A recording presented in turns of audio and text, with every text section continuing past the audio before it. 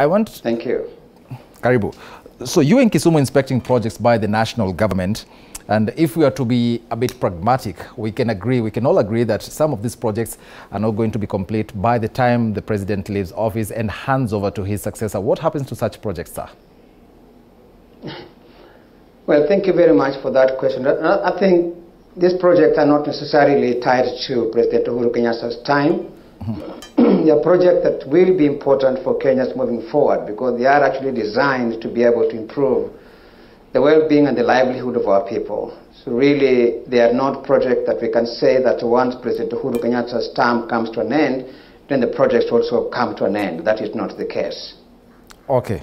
Thank you very much. And still on that, the president has been speaking about something he calls continuity. He wants his successor, rather, to continue with his legacy projects. Is he convinced, you as the government spokesman, do you think that the president is convinced that there are some aspirants, front runners in the presidential race who are not able to carry on with his work? Really, I will not speak for the president in that context. I'm not in his mind to know what he thinks. But one thing I know for certain is that as a country, we have a development agenda that we're pursuing. Our agenda is to be able to be mid-level economy by the year 2030. And these projects are actually the various, what you can call roadmaps that we are using towards achieving that vision. Okay. Well, thank you very much. Now, a recent survey on hospitals in informal settlements that were launched by President Kenyatta showed that the facilities, some of them lack security, equipment and basic drugs, and also some health workers have explained that they feel safe only during the day. What is being done to rectify that? First of all, I think it is important for us to appreciate what the government has been doing. Remember that these hospitals that have been constructed in informal settlements were not there before Jubilee administration. So really, their constructions have been able to provide our people with very, very important critical services, and particularly health services that were not there before. So I think we need to appreciate that from the very beginning. Now, regarding security, certainly some of these areas, there are police posts that have been constructed to be able to provide security to these services. Indeed, most of the facilities that provide health or the much needed, health care are supposed to work 24/7 because you may never know when, calamity may strike, may never know when somebody may get unwell. And therefore, the issues of security, everything is being done to ensure that they are able to operate 24/7. What about the issue of basic equipment and drugs, sir? These hospitals are supposed to be level 3 and in some cases level 4. Yep. So there are certain services that they're able to provide, and there are those that must be provided through other services, maybe other hospitals, level 5 and level 6. And therefore, seeking services in this hospital that would best be provided by other facilities elsewhere, perhaps to be asking a little bit too much. But these hospitals have been able to provide our people in the informal settlement with very much important services that were previously were never there before. And I think it would be important for someone to go and talk to our people in the informal settlements that have been able to enjoy services from these facilities, and the story will be completely different. Well, thank you. I want us to remain on that topic of health. The High Court suspended, the government order to prevent those that are fully vaccinated from accessing, basic services and entering public places like hotels and bars. Are there plans of using the Public Health Act, to go behind that ruling and enforce that? I think there's something called National Emergency Response Committee on Coronavirus, NAC. That is a committee that was put together by the head of state. And whatever action that normally, or even whatever statement that are being given out by either the president and even the Minister for Health, normally is a statement based on assessment by the committee. And therefore, with regard to the question that you're asking, the committee will be able to review it and make a statement at appropriate time. Well, thank you, sir. So you have a military background. I want us to switch over now and head to matters security. You have a military background. I want us to talk about the security situation in Baringo. This is not the enemy without. This is the enemy within. We have seen cases of insecurity, and especially when we head to an election. How, in your opinion, is this cycle going to end? There are hotspot areas that have been mapped out by the government. Indeed, like you're saying, some of these cycles are repeated every 5 years. But the government is determined to ensure that this time around there will be no cases of insecurity. And therefore, areas that have been known to be perennially having issues of insecurity, when we go to elections, there have been security measures that are going to be put in place to ensure that everybody is supposed to exercise their constitutional right. So people should not be worried at all. Well, and still on security, I wanted now to cross over to the county of Lamu, where there has been an increase in attacks. And TV47 was actually there. We did our own survey, and there were concerns that the locals sometimes might feel that they have been, edged out in lucrative job opportunities, and especially in projects like the LabSet project. But the attacks are, guised as being based on something else. I want to hear your reaction to that. This country belongs to all of us.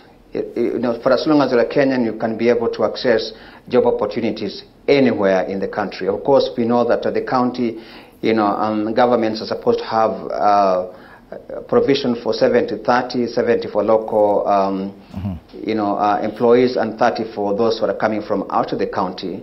And therefore, everybody within that context of 30-70 is supposed to get a job anywhere within the county. And therefore, with regard to insecurity in Lamu, indeed, there is a multi-agency team that has been put together by the government to ensure that there is no cases of insecurity moving forward. Well, fair enough. So this week we've also seen, now away from security, this week we've seen a massive exodus of those who want to join politics from, government. There are concerns that there might be a gap in service delivery. What are some of the plans that the government is doing to ensure that there is no gap, that the Monanchi feels that, the services are still seamless? I think that is a speculative question. That, there is be no one time that there will be a gap in service delivery to our people. Indeed, like you rightfully say, that we are coming from a military background in the military, we always say there is no blank file. Meaning that as soon as somebody steps out, there will always be somebody stepping in to ensure that services are continue to be rendered to our people. So people should not be concerned at all that there will be, undermining delivery of services to our people. It will be offered as it would be expected, even when those who are resigning on the office, because there will always be somebody stepping in to be able to ensure that services to our people continue to be offered, to improve their well-being every time. So should we expect, still tied to that, should we expect, a cabinet reorganization anytime this week? I leave that to the head of state. It is his prerogative. I cannot tell him what to do. I think whatever action he takes will be in the best interest of this country. Okay, and I still want to hold you on that. Now, on the issue of the resignations by the public servants, we've seen some cabinet secretaries and principal secretaries. We've had them say in public meetings that they are going indeed to resign. Today is the deadline for those who want to join politics to do so. Some of them seem to have backpedaled on that. As the government spokesman and spokesperson rather, and I know you work closely with the president, might it be that the president's hand was in that?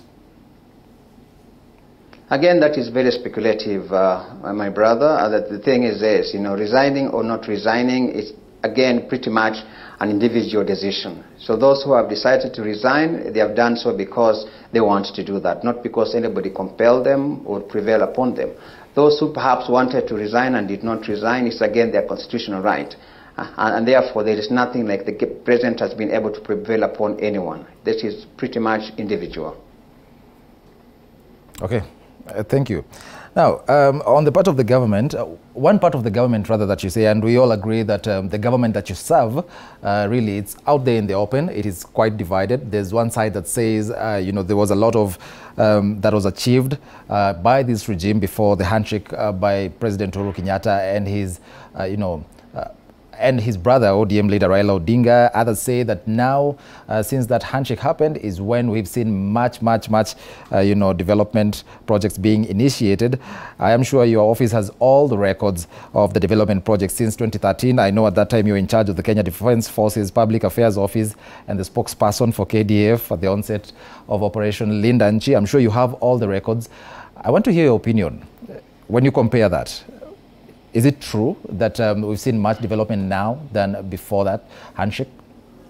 I think it is right to say we have not just seen marked development now. We have seen marked development within this Jubilee administration compared to any other time in the history of this country. You know, we have got better roads, we got better bridges, we got better, bypasses, we got better, interchanges, we got better dams, we got everything better, we got better hospitals, we got better services. So really, I think we need to appreciate what the current regime has been able to achieve for this country. A lot has been done that could never been done in 50 years of independence. So there's everything to celebrate. With regard to whether that happened before handshake, I think that is not the issue. The issue is that these services are being given to our people. These projects are being rolled out to help in terms of service delivery to our people, in terms of also creating a conducive environment for business to thrive. So at the end of the day, as a people and as a country, what every government wants to do is to ensure that the living conditions of its people is enhanced. And that's what Jubilee has been doing. Well, and you put it rightly that we've seen a lot of development projects being initiated over the past, more than it was in the past 50 years. But there are concerns by Kenyans that some of these projects, much as they are commendable, they have been put up after the cost of creating them has been grossly inflated. I want to hear your opinion on that. I'm not in the supplies, but I can tell you this, that some of these things that you talk about are again speculative. I can tell you that, I think being somebody in the media, there was somebody who did mention that Nairobi is 25 years ahead of some other towns within this region. And that is based on the various projects that we have been able to roll out as a government. And therefore, there is a lot that we need to celebrate. Whether those projects have been inflated, of course, that is speculative, and I cannot be able to comment on that because I don't have that answer. Sir, it is not speculative, sir, and I'll still hold you to that. It's not speculative. We've seen some contracts before.